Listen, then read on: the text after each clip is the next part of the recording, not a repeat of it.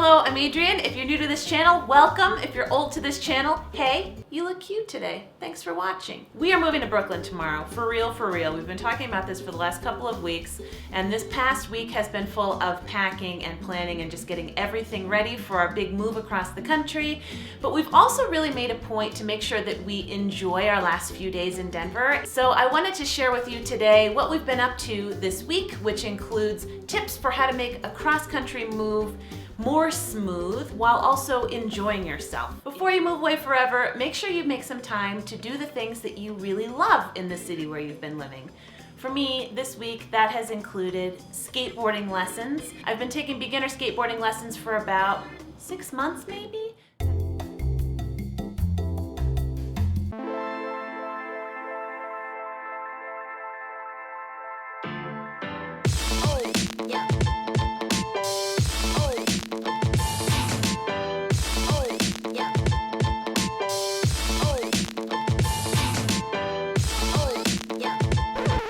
Really great teacher in Denver. He's awesome. Another thing that we have really loved while we've lived here is a restaurant called Xoxo in our neighborhood. And last week we ate there 3 times within a couple of days. Christian's parents were visiting to help us pack. Brunch is this chicken and waffles. It's just so good. I cannot even handle it. Another place I really like here is Weather Vane. It's a really cute little coffee shop.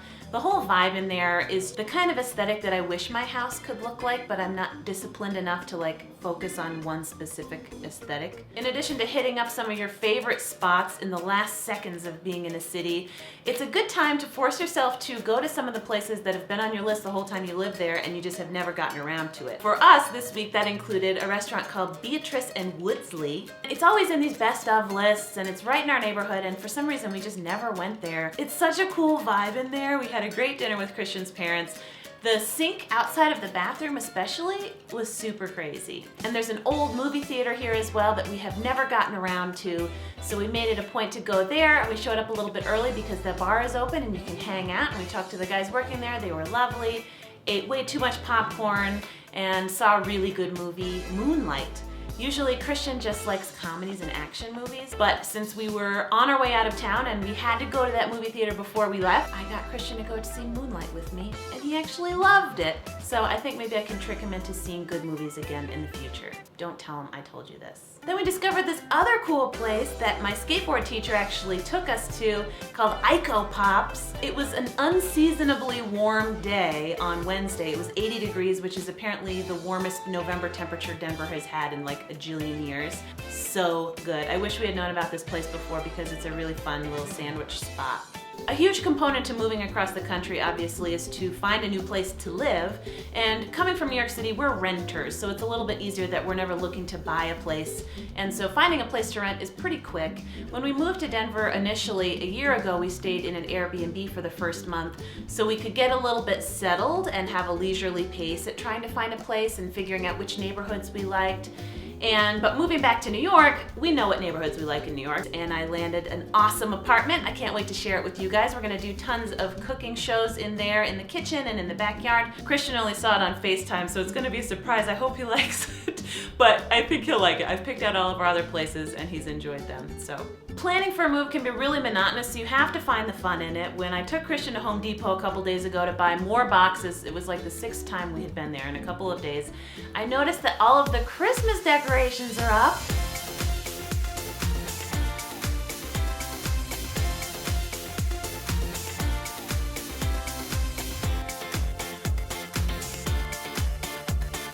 Okay, this tip is probably the most important for any kind of move. Pack like a champion.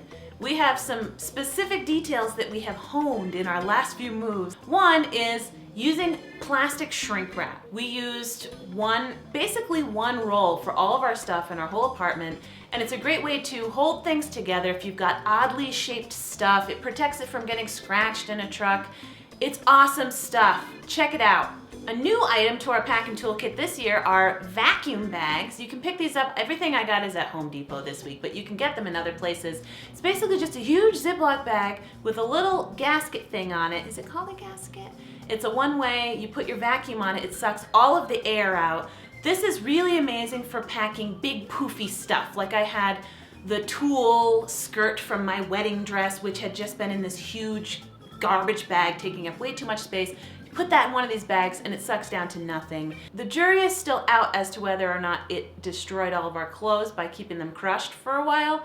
We'll let you know in a couple weeks when we unpack all of those boxes. The third prong of packing like a champion is something that we have never done before this week, and I love it, and I highly, highly, highly recommend this. Label all of the boxes on all 5 sides. So all 4 sides and on the top side, so no matter how they're stacked around your place, you can see what's in that box. This next tip you can scale depending on what your budget is for your move, but I really recommend outsourcing whatever you can. For us, this means hiring movers to move all of the stuff out of our apartment and then back into our new apartment. Just carrying all that furniture around tight corners is really challenging, and these people are professionals who can do it really quickly and well. It also means hiring a truck that's gonna drive all of our stuff all across the country. We have a 1-bedroom apartment, but that's quite a bit of stuff. It's 13 feet in a huge truck worth of stuff. And the other thing we've had to do for this move, we got a car when we moved to Denver because you can't really live here without a car. And since we're leasing it, we still have a year left on the lease that we've got to keep this car. So we hired a guy to drive our car for us across the country. When we were little, my brother and I had a little like Hot Wheels version of one of those cars, and it was a great way to like store all of your little Hot Wheels on a little truck. So it was pretty cool to have one in real life with our real life car on the top of it today. We are also incredibly fortunate to have Christian's parents visit us last weekend and help us do some of the packing. Something that we learned last year in our move was that packing the kitchen especially takes forever. It seems like a small space and it's just a few cupboards, but once you get started wrapping up every single glass and every single plate, it's just so much and it takes a long time. So last year we had waited to the last second to do it and we were so out of time, and this year we got a head start on it. Christian's mom, such an angel, packed our entire kitchen, but it took her like 2.5 days, full days. She's amazing. And then his dad took all the stuff off the walls, packed all that stuff up. That's always frustrating too. So if you have people in your life who are willing to help you, take them up on their offer. It was so wonderful having some extra hands getting this stuff all packed up. This next tip applies beyond packing and moving across the country, so you can implement it in your life right this second if you want to. Eat croissants, drink coffee, and put on some good music. This goes a very long way, let me tell you. We have been very uncomfortable in this house this week with piling boxes and crap everywhere and just the overwhelming feeling of how are we gonna get this stuff all packed in time?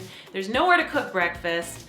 So we went to a little coffee shop. Christian got some coffee. We got a little croissant with some bacon and cheese inside. We heard great tunes playing at the grocery store, and it just puts a little more pep in your step to attack the rest of your day. Next tip, check out the weather in your current city and your new city before you pack up all of your clothes that you have to live off for a couple of weeks. This tip is especially endorsed by Christian, who only looked at the New York weather and saw that it was gonna be pretty mild, so he didn't pack up a coat or anything. Yesterday at this time, it was 80 degrees and we were eating popsicles. I go Pops! We're here with Evan and Missy, And now it's snowing. And my last tip is to make a video of your space before you move all of your stuff out. Because I have been reminded every time we've moved that it's your stuff and your presence that makes an apartment yours and full of love and warmth. And I always get really sentimental about my spaces. Like when I was moving out of the dorms in college or moving out of my first apartment in Harlem, I just get attached to my spaces. And so I've always tried to take photos or videos of things all set up and on the walls so I could just remember the feeling of living there. I love the reminder that you can build a home anywhere and fill it with the love and the energy of you. For me, if Christian is there and my stuff is there and I can decorate the walls and I can shoot my videos with the light that I like, I feel happy. And I am very excited to bring that into our new house in Brooklyn. I'm also very excited to bring you guys into our new apartment in Brooklyn when I start shooting videos there in the next couple of weeks. Please subscribe to this channel if you want to keep up with all of my videos every Saturday morning at 9 a.m. Eastern. I'll be living on Eastern time again. It's amazing. I don't have to schedule them for 7 a.m. Mountain time. Oh, New York is just so good, you know? I'm so excited. If you're already a subscriber, you can now click the little bell in YouTube and that will give you a notification every time I have a new video every week so you never miss any of them. And you're gonna wanna do that because with the holidays coming up, I'm excited about a holiday gift guide that I'm putting together. I also have some little enamel pins coming that are so rad, you're gonna love them. So click that bell, I wanna share some things with you. You're amazing. Thank you so much for coming along on this journey with me and enjoying Denver with us over this past year. This is it. This is our last Denver vlog. We'll see you next time. Bye.